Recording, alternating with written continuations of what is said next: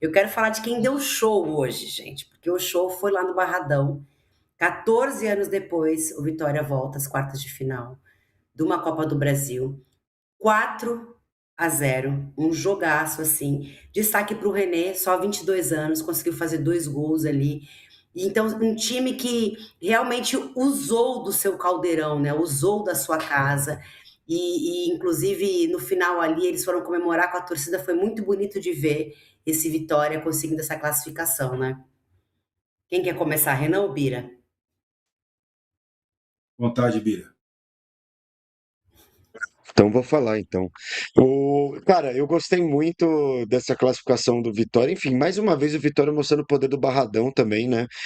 Lógico que contou com, pô, principalmente ali o primeiro gol, né? A falha do Santos, de espalmar aquele chute que não era um chute potente, ele acaba espalmando para o meio da área. Muito verdade também que nenhum zagueiro do Atlético Paranaense acompanha, né?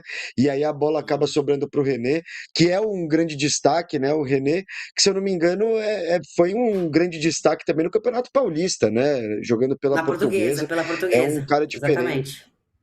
Exato. É um cara diferente, foi um movimento de mercado do Vitória de trazer o René para jogar ali, ser essa referência no ataque, junto com o Kaiser, e eu achei que o Jair Ventura, mais uma vez, mostrando que é um bom treinador, né? O Jair tem esses lapsos interessantíssimos. Quando ele consegue colocar o time para jogar exatamente como ele quer, quando ele se conecta com o torcedor na arquibancada, rola um negócio mesmo, né? A gente viu isso no começo da carreira dele no Botafogo, a gente viu isso em algumas outras equipes que ele passou, lembra até, pô, Avaí na Série B, ele também muito conectado assim, mas no Vitória é impressionante, né, essa conexão. A gente viu até no final da transmissão, torcedor invadindo o campo, se declarando para ele, e eu acho isso muito legal, essa troca entre treinador e arquibancada, e eu acho que isso vem sendo um trunfo do Vitória, principalmente quando joga frente ao seu torcedor, né? É muito difícil bater essa equipe do Vitória. A gente está falando de um Vitória que eliminou o Flamengo, né? Vale ressaltar, e também um Vitória que conseguiu fazer uma virada espetacular contra um Atlético Paranaense, que é o terceiro colocado do Brasileirão. Era um jogo difícil de você fazer. Todo mundo vinha falando, inclusive, como o Atlético Paranaense ele vinha se colocando como das melhores equipes, né, da atualidade ali desse ano no futebol brasileiro, que o trabalho do Odair Hellmann é muito bom, e mesmo assim o Vitória do Jair Ventura conseguiu ter personalidade e buscar. Esse gol também, para mim, eu acho que foi uma falha também do Santos, achei que ele foi muito abaixo hoje, não sei se estava nervoso, mas não conseguiu ajudar o Atlético Paranaense quando precisou. Essa falha, as duas falhas do Santos, né? Porque no rebote também ali que o René faz o primeiro gol, mas foi como eu abri o programa falando, né? O Odair Hellmann, a primeira coisa que ele falou na coletiva foi: não vou destacar falhas individuais, a falha é minha, eu sou o treinador aqui, então é um erro coletivo, mas a falha é minha. Tem muito disso, né, Renan? Do treinador assumir mesmo o papel ali, eu tô comandando essa equipe, é um erro meu. Mas além disso, eu queria que você destacasse também a força do Vitória dentro do Barradão. Principalmente publicamente, né? Ele tem que assumir a responsabilidade, mas é óbvio que as falhas do Santos elas impactam demais no emocional do time inteiro, não só dele, porque o terceiro gol, que é o da saída, né, que ele vai sair, dá o soco ali, também erra, até reclama de falta e tal, na minha opinião não foi. Então ele tem, de fato, participação decisiva, né? Nesse gol, ele falha, claro que falha, mas o time do Atlético inteiro parou. Foram dois jogadores do Vitória pegar o rebote e o time do Atlético todo parou. Porque a bola foi fraca, de fato, todo mundo achou, ele vai defender tranquilamente essa bola aí, vai segurar e já vamos pensar no contra-ataque, vamos pensar o que a gente vai fazer com a bola depois. Né? Porque o chute do Baralhas de esquerda aí foi bem fraquinho mesmo, né? Aí todos parados, ó. Todos parados. Mas, enfim, eu gostei demais do trabalho do Jair Ventura hoje, né? Eu achei a resposta dele na entrevista coletiva um pouco arrogante, mas ele trabalhou muito bem hoje, né? Um treinador brasileiro que tem variações, com um time limitado, né? Com limitação financeira, ele consegue criar ali variações. hoje com um time mais avançado, com um time mais à frente, claro, precisava do resultado e colocou o time mais para frente, voltou com o Eric, achei um trabalho muito bom, mas definitivamente está condicionado à questão das falhas do Santos. Infelizmente, é um cara que eu joguei com ele no Atlético Paranaense há 14 anos atrás, 15 anos atrás. Ele está lá até hoje, né? Idas e vindas, ele está lá até hoje, é um goleiro histórico dentro do Atlético, mas infelizmente hoje eu acho que o resultado está muito condicionado à atuação dele e levou o emocional do time para o chão, né? Infelizmente foi isso que aconteceu. O Marinho jogou no seu time também, né, Bira? E hoje ele se emocionou muito fazendo esse quarto gol do Vitória, ele que retornou pro Vitória, né? Lá no começo da carreira já tinha jogado também. E fazer esse gol no Barradão para ele foi algo muito simbólico e significativo. E eu acho que é interessante também ver esse jogador que já fez tanto sucesso e tanto pelo futebol brasileiro voltar a marcar, sair do banco de reserva e conseguir marcar esse quarto gol. É legal ver essas histórias também, né, que o futebol proporciona. Sem dúvida, Denise. Acho que o Marinho acabou, enfim, tomando algumas atitudes que erradas, assim, digamos, na carreira, né? Mas não dá pra gente prever, né? E, com certeza, se ele tivesse previsto que ele ia pro Flamengo e não ia jogar tanto, e que depois ele ia ter que procurar novos ares e ficar ali, vai pro Fortaleza, não consegue também ser uma unanimidade, talvez ele tivesse ficado ali no Santos como o rei da América, que era na época. Mas é muito legal mesmo a gente ver, principalmente quando é ele se reencontrando no lugar que ele estourou, né? Basicamente. Lógico que já tinha passagem por outros grandes clubes, mas o futebol do Marinho estourou no Brasil. Foi naquele Vitória, né? Que ele conseguiu ser uma unanimidade, ser o principal artilheiro daquele time. E é legal ele poder entrar e fechar o caixão, digamos assim, do jogo, né? Com aquele quarto gol, se emocionar. É sempre bonito de ver. Acho que o futebol também tem um pouco disso, né? Essas histórias paralelas que correm durante o jogo, porque você tem ali uma história, uma narrativa principal, né? De um duelo entre duas equipes, mas você também tem as batalhas pessoais de cada jogador. E acho que o Marinho aí foi muito feliz hoje, deve estar muito feliz, e acho que é merecedor também. Acredito que essa equipe do Vitória inteira é muito merecedora, né? E acho que vai dar um trabalho, tá? Nessa Copa do Brasil. Tem muita gente achando, eu vi no chat ali, qual a dúvida que o Palmeiras vai pegar o Vitória? Como se o Vitória fosse a equipe mais fraca, mas eu não acho. Acho que esse time do Vitória pode sim, inclusive, chegar numa semifinal aí e vender caro uma vaga para a final da Copa do Brasil.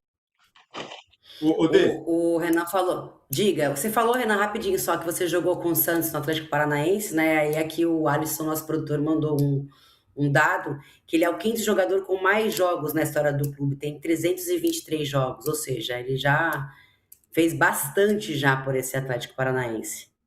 Diga. é, é histórico, né? Como eu falei, o Santos é um goleiro histórico pro Atlético Paranaense, né? Do outro lado, eu também joguei no Vitória. E jogar no Barradão é um inferno.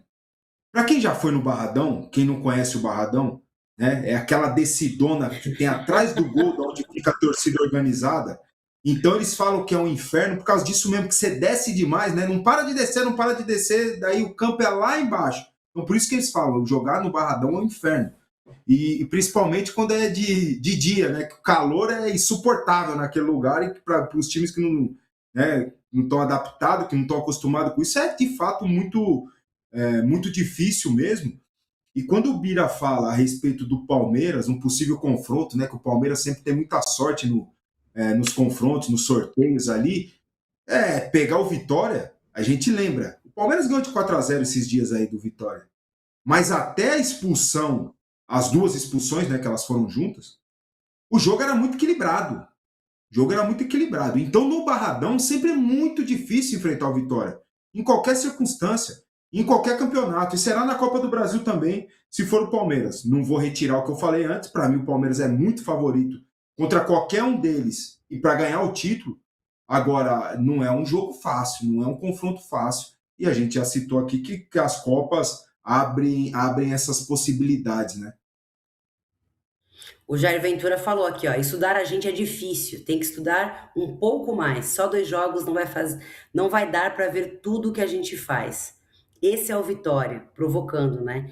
E aí ele completa falando que a gente entrou muito concentrado, a gente estava incomodado com a derrota fora, fizemos um jogo impecável, essa é a verdade.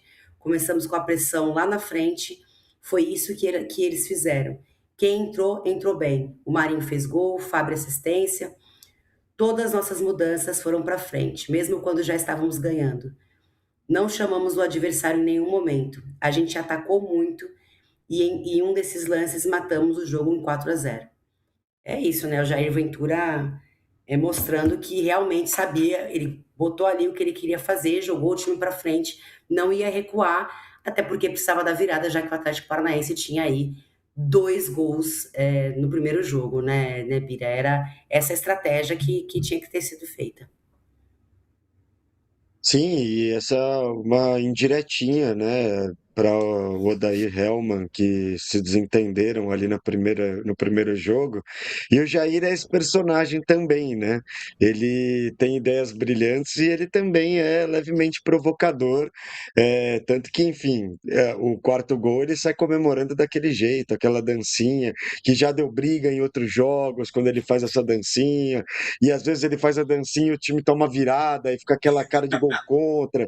Mas acho que faz parte do personagem Jair Ventura e confesso que não é. Eu gosto, tá? Eu não vou reprimir, não. Acho que faz parte do jogo. Acho que dá para a gente entender, sim, também levemente arrogante. Acho que, principalmente, a entrevista coletiva. Mas ele é esse cara provocador, faz parte do pacote ali, Jair Ventura. E quando tá dando certo, é bom. O problema é quando começa a dar errado, porque aí às vezes essa provocação fica uma coisa interna, começa um monte de indireta para lá e para cá, e aí o trabalho desanda. Mas por enquanto, muito Uhum. bem feito o trabalho no Vitória, né? Sendo inclusive um grande mandante, né, no Barradão. É muito difícil você vencer o Vitória jogando lá na Bahia e lá em Salvador, e cara, realmente é um trabalho muito legal de se ver, né? Porque talvez pouca gente imaginava que colocasse, né, o Vitória numas quartas de final de Copa do Brasil, e o time vem mostrando o motivo disso, né? Não é à toa que chegou até aí. O Orlando fala que o Vitória eliminou o Flamengo. Este time pode ser a surpresa dessa Copa. Será, Renan? Pode, claro. Se no confronto conseguir fazer um grande resultado onde ele é dominante, jogando em casa, pode sim, né? Seria sim uma surpresa e tem condição por esse fator casa. Dentro de casa joga muito bem o Vitória. É incrível, né? Como no Brasil o fator mandante, né? O fator casa, ele fica muito explícito, né? Se você me perguntar por que isso acontece, e eu sendo um ex-jogador de futebol, eu não vou saber te responder. Né? Como o mandante ele prevalece tanto, né? Como os visitantes não conseguem no Brasil se impor, são raros os times, né? São poucos times no Brasil que como visitantes conseguem se impor na casa do adversário. Eu não saberia te responder, sinceramente. Mas, por exemplo, várias vezes jogando em estádios menores, na Vila, por exemplo, todas as vezes que eu joguei na Vila, muitas vezes eu não entendi onde que eu estava. É impressionante esse negócio. E é muitas vezes inexplicável. Jogando no Serra Dourada, também, mesma coisa. Antigamente tinha a questão do campo, mas são coisas que eu não consigo explicar direito. E que o Vitória faz desse fator muito importante para o lado dele. E isso evitou o rebaixamento no ano passado, e isso deu a classificação da Copa do Brasil agora nas quartas de final. E pode ser um fator que o leve aí a ser uma das surpresas nessa Copa do Brasil. O Vitória que tem o Flamengo pela frente também no domingo, depois tem Botafogo e depois tem um clássico contra o Bahia também. São confrontos fortes, né, para a equipe, Bira, pensando no Flamengo. Só uma observação aqui no Superchat do Ed Alves, ele fala assim: vocês não acham que se o calendário brasileiro colocasse a Copa do Brasil num formato tipo Copa do Mundo, parando o Brasileirão, as torcidas se mobilizariam mais para acompanhar? Imagina se as quartas já fosse no final de semana. A gente sabe que é uma competição longa, né? Mas se fosse, pega a Copa do Brasil, coloca aí para ser disputada em 2 meses. Acho que não funciona por conta das outras competições que acontecem em paralelo, né?